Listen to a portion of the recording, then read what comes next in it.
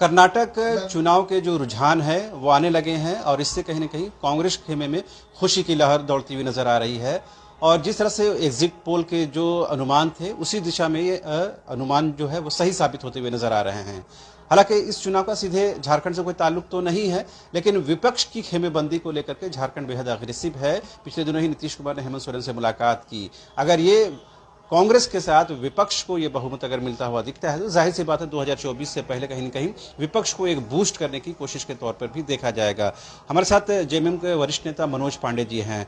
आपने रुझानों को देखा है, अभी बहुत लंबा समय है अल्टीमेटली रिजल्ट आने में। क्या लग रहा है कि जो आप लोग एक्सपेक्ट कर रहे हैं तो उसी दिशा में है ये रुझान? बहुत ही सुखद है और मुझे लगता है जो रुझान है परिणाम इससे भी ज़्यादा बेहतर होंगे।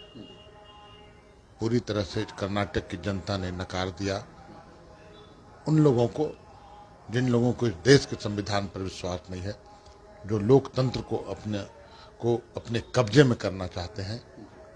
और सही मायने में बोला जाए तो ये राष्ट्रद्रोही लोग,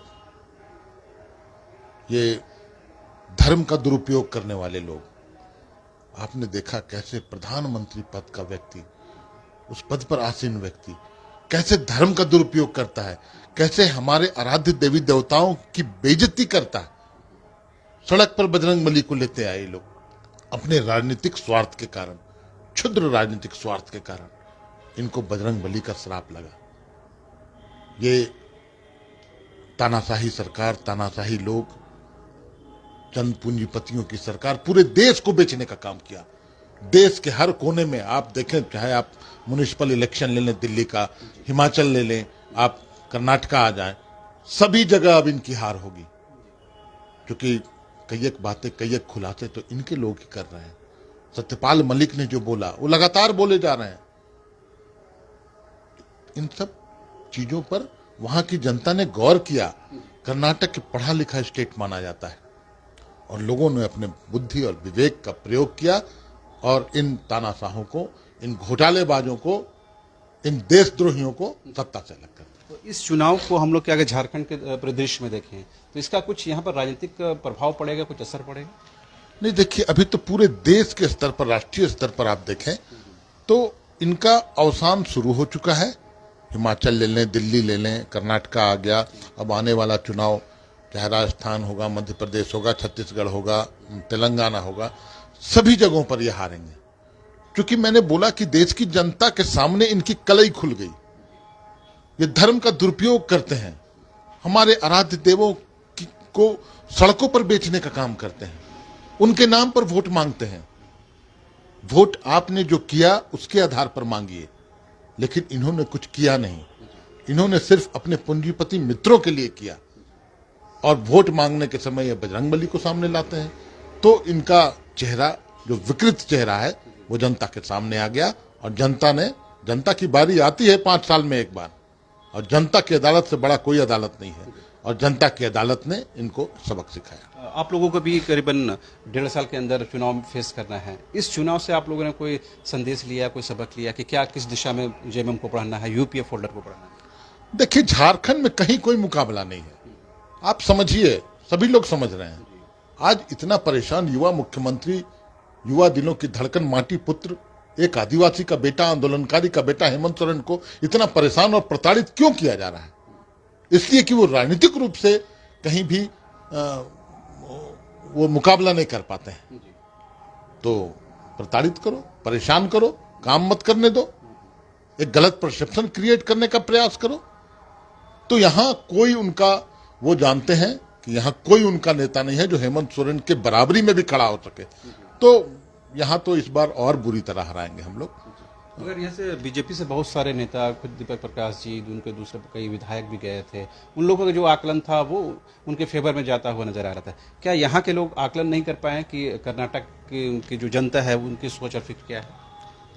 नहीं, यहाँ से तो बहुत लोग गए थे, बहुत से सूरमा गए थे, जिनको झारखंड में कोई नहीं पूछता है वो भी गए थे। चलिए जाए, अपनी पार्टी है। लेकिन कर्नाटक की जनता ने तो अपना काम कर दिया। अब देश के हर राज्य की जनता अपना काम करेगी। इन बहुरूपियों को इनकी औकात बताने का काम करेगी। और झारखंड तो झारखंड में मैं बता रहा हूं कि जो हालात हैं, आप देखिए ना, इनकी पार्टी में कोई नेता है? किसी नेता का आप नाम बताइए जो पूरे पार्टी को लीड करता हो। टुकड़े टुकड़े में बटे हुए ये लोग हैं। और हेमंत सोरेन लोकप्रियता का ग्राफ इतना प्रचंड, पूरे देश के सबसे लोकप्रिय मुख्यमंत्री। रघुवर जी ने 5 साल सफलतापूर्वक चलाया। रघुवर दास की सफलता को सफलता आप बोलेंगे? 5 साल से हाथी उड़ाने वाले को सफलता बोलेंगे? हाँ, 5 साल कार्यकाल था, लेकिन वो कार्यकाल एक दुःस्वप्न के समान था झारखंडियों के लिए। इतनी प्रताड़ना, इतने लाठीचार्ज, इतने झारखंडियों को बुरी तरह से जो जितना प्रताड़ित वो कर सकते थे उन्होंने किया, उसका परिणाम भी मिला उनको। अच्छा, एक सवाल इससे क्या इसका ये साइड इफेक्ट हो सकता है कि कांग्रेस अगर अच्छे बहुमत से जीतती है कर्नाटक, तो यहाँ पर जब अब कांग्रेस की आपकी साझेदारी है तो ये कोई मोल भाव आगे बढ़ा सकते हैं 24? नहीं, वो सब दूर दूर तक वो सब संभावना नहीं है। अभी भी गठबंधन बहुत अच्छे से चल रहा है और गठबंधन सरकार को चलाने का तरीका भी पता है हमारे मुख्यमंत्री को, बिल्कुल हुनर है उनके पास। और ऑल इज वेल, कहीं कोई परेशानी नहीं है। जैसे अभी चल रहा है वैसे बाद में चलेगा। मतलब आप ऑप्टिमिस्टिक हैं कि अभी जो रुझान है शाम तक ये रिजल्ट में कन्वर्ट हो जाएंगे? इससे बेहतर अभी रुझान है, जो रुझान अभी दिखला रहा है 120-22 का, मुझे अंदाजा है 132-35 के आसपास कांग्रेस जाएगी। स्पष्ट बहुमत मिलेगा और जो विरोधी हैं चारों खाने चित।